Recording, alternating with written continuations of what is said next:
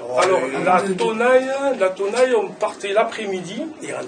Je parle pour la tonaille parce que toutes les pêches, évidemment, selon les endroits, les distances, parce que c'est des bateaux qui marchent à 10, 12 nœuds, sachant qu'un nœud est de 1852 mètres à l'heure.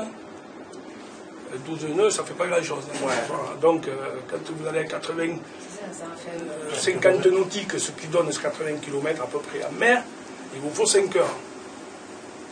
On partait des fois à 3 heures l'après-midi. On partait à 3 heures l'après-midi, on arrivait avant la nuit. On calait, il faut caler juste à la tombée de la nuit, là, le plus vite possible, évidemment. Et une fois que la lune se levait, on travaillait sans lune. À l'obscur. La lune monte et on commence à lever le poisson. Quand on commence à bien éclairer l'eau, là, la surface de l'eau, là on commence à lever. C'est le poisson, le thon rouge a un mouvement. Tous les poissons d'ailleurs, je pense, mais le thon rouge, lui, il a un mouvement au lever et au coucher de lune. Nous, le dimanche, on allait à la mer.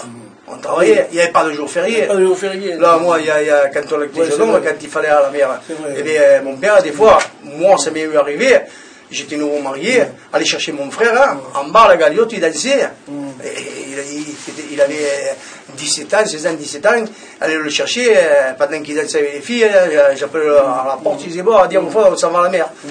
Alors, il jurait, il criait, il faisait, mais il fallait y aller, parce que s'il venait pas quand je venais le chercher moi, c'était mon père qui allait le chercher. Là, c'était notre père de manche. Comme on avait des moteurs qui n'étaient pas puissants, dès qu'il y avait un peu de vent, on ne travaillait pas. Et alors, pour essayer de sauver la journée, je partais. En Marseille, j'avais une nacelle à moteur. Et on pêchait à la drague. Hein. On pêchait des huîtres. Et ça aidait au ménage. Hein. Un peu d'huîtres, un peu de Il ne restait pas sans rien faire. Et quand c'était mauvais temps, il avait 8 enfants à faire nourrir. Alors l'hiver, c'était mauvais temps. Des fois, il ne sortait pas 3 ou 4 jours. Il disait à ma mère, allez, je vais faire la côte. Alors il prenait le rasal, il le mettait dans un sac. Il allait à Roche-Longue, et de nuit, hein, obscur comme la pègue, il connaissait les trous et tout. Alors, il allait là à bénir, il ne voyait rien, Il allait avec des bottes longues, il allait dans le genou, dans le bottes longues, il voyait le trou, il jetait son épervier. Alors, il pêchait un loup, un muge, et il arrivait peu cher avec un sac de 10-15 kilos de poisson, des fois. Il avait jusqu'au cap.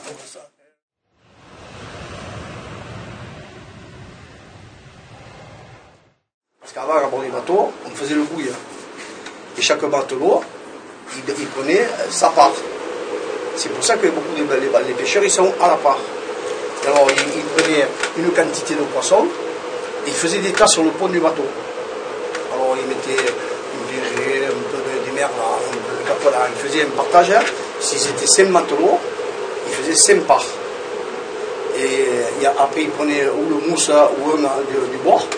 Il le faisait tourner et il se mettait devant un tas de poissons et il disait en patois toujours per cause à quel pour Pierre, hein. Bon, ça c'était le temps qui allait, mettons à vous.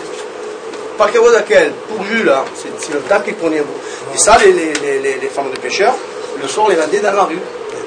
Voilà. Ma mère, toutes les femmes, elles faisaient ça.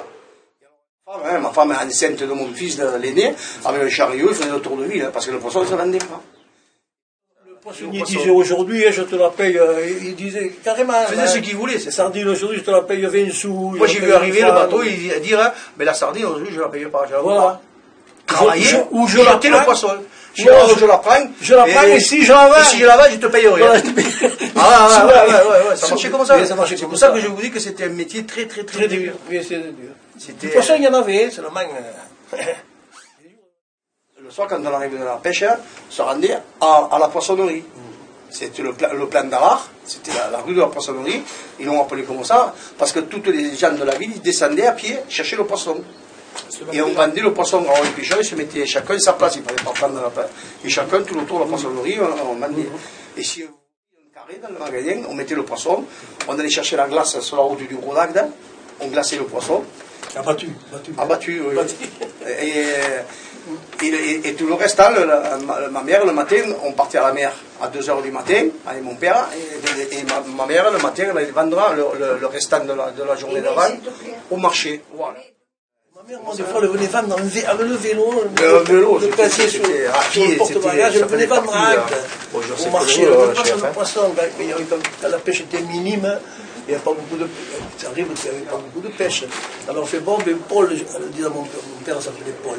Allez Paul, aujourd'hui je vais le vendre, comme ça on gagnera davantage. Alors le vendant au détail, par dire, le gagne mieux. Hein, le poissonnier, il est moins de prix. Alors, quand il est arrivé, des fois, il fait, je pêche que ça. Eh bien, je vais aller le vendre, ne te fais pas de soucis. Ma mère, elle était vaillante, ma mère. Elle a eu un travail fou. Je vous dis, je me demande comment elle tenait à tout.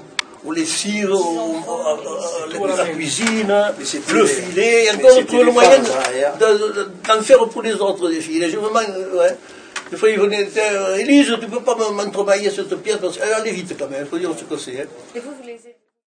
Oh, qu'il fallait travailler dur, hein, la pêche. Je vous dis, rien que pour entretenir le matériel, c'était dur. Hein. Il fallait teindre les filets, il fallait les laver quand on ne sortait pas.